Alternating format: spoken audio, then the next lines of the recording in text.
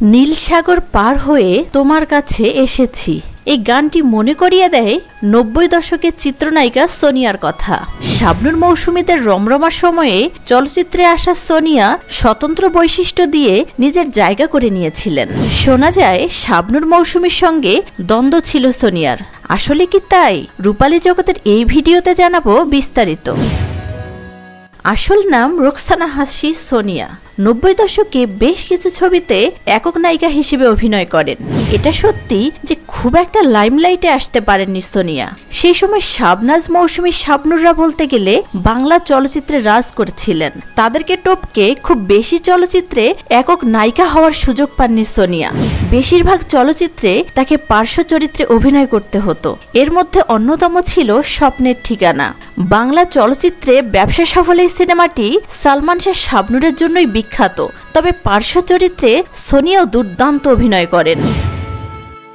স্বপ্নের ঠিকানার নীল সাগর পার হয়ে তোমার কাছে এসেছি সালমান শাহর সঙ্গে সেই বিখ্যাত গানটি সোনিয়াকে বাঁচিয়ে রেখেছে। সালমান শাহ পরপারে পাড়ি জমিয়েছেন আর হাসি হয়ে যুক্তরাজ্যে বাস করছেন সোনিয়া। রূপালী পর্দার জীবন শেষ করে সংসার জীবনে মন দিয়েছেন সোনিয়া। চলচ্চিত্রের লোকজনের সঙ্গে তার খুব একটা যোগাযোগ নেই। সুদীর্ঘ সময় ধরে বসবাস করছেন যুক্তরাজ্যে। সোনিয়ার চলচ্চিত্রে অভিষেক ১৯৯১ সালে মাস্তান রাজা ছবির মধ্য দিয়ে। এরপর নায়ক রাজ রাজ্জাকের পরিচালনায় বাপ্পারাজের বিপরীতে প্রেম শক্তি সিনেমায় প্রথম নায়িকা চরিত্রে অভিনয় করেন।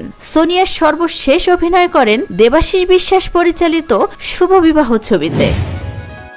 দীর্ঘ অভিনয় জীবনে নানা চড়াই উতরাই পার করতে হয়েছে সোনিয়াকে। প্রয়াত নায়ক মান্না মৃত্যুর আগে এক সাক্ষাৎকারে বলেছিলেন, ফিল্ম ইন্ডাস্ট্রিতে কেউ কারো বন্ধু হয় না। এক সাক্ষাৎকারে চলচ্চিত্রে বন্ধু প্রসঙ্গে সোনিয়া বলেন, অপ্রিয় হলেও কথাটা অনেকটাই সত্য।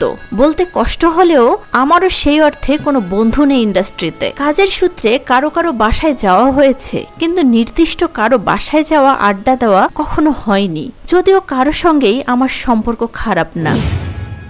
শোনা যায় শাবনূর ও মৌসুমীর সঙ্গে সোনিয়ার দ্বন্দ্ব ছিল। আজ এত বছর পর এসে বিষয়টি নিয়ে সোনিয়া বলেন, আমরা একই সময় ক্যারিয়ার শুরু করেছিলাম।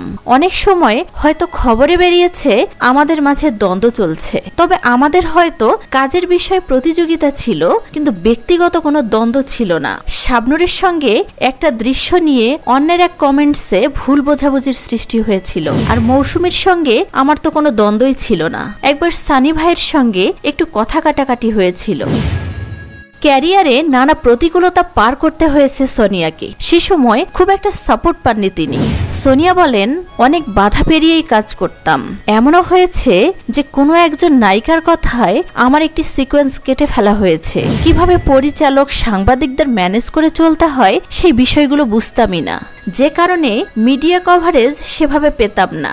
এমনকি ফিল্মের একজন সাংবাদিক দিয়ে কিছু মিথ্যা নিউজ করে আমার জীবনটাই শেষ করে দেয়া হয়েছে। কিছু লোক কখনোই আমার ভালো চাইতেন না। তখন আমার মনে হতো, যেহেতু পলিটিক্স বুঝি না, সেহেতু এই মিডিয়া আমার জন্য না। সালমান শাহর সঙ্গে বেশ কয়েকটি ছবিতে অভিনয় করেছেন সোনিয়া। সেই স্মৃতিচারণ করতে গিয়ে তিনি বলেন, সালমান শাহর সঙ্গে আমার কাজের অভিজ্ঞতা, ব্যক্তিগত সম্পর্ক সবসময় ভালো ছিল। তখন আমার বা সালমানের কারোই গাড়ি ছিল না। সালমান ইউনিটের গাড়ি নিয়ে আমার বাসার সামনে আসতো। তারপর আমরা একসঙ্গে শুটিং সেটে যেতাম, অনেক আড্ডা দিতাম, মজা করে শুটিং করতাম। দর্শকরাও আমাদের জুটিকে ভালোবেসে গ্রহণ করেছিলেন। একটা সময় শুনেছিলাম সালমানও আমাকে নিয়ে বেশ কিছু ছবির পরিকল্পনা চলছে, কিন্তু পরে সেগুলো আর আলোর মুখ দেখেনি। আসলেই অনেকেই আমার ভালো চায়নি। সোনিয়ার ভালো অনেকেই চায়নি, এ কথাটি হয়তো সত্যি। সে সময় অনেক ছবিতেই দেখা গিয়েছে স্যাক্রিফাইসিং ক্যারেক্টারে অভিনয় করতে তাকে। তার জন্য কেউ স্যাক্রিফাইস করেনি বাস্তব জীবনে। সোনিয়া সবার সাপোর্ট পেলে হয়তো চলচ্চিত্রে আরো বেশি দিন অভিনয় করতে পারতেন। আপনার কি মনে হয় কমেন্টস করে জানিয়ে দিন। ভিডিওটি ভালো লাগলে লাইক, ফলো, সাবস্ক্রাইব করতে পারেন। ধন্যবাদ।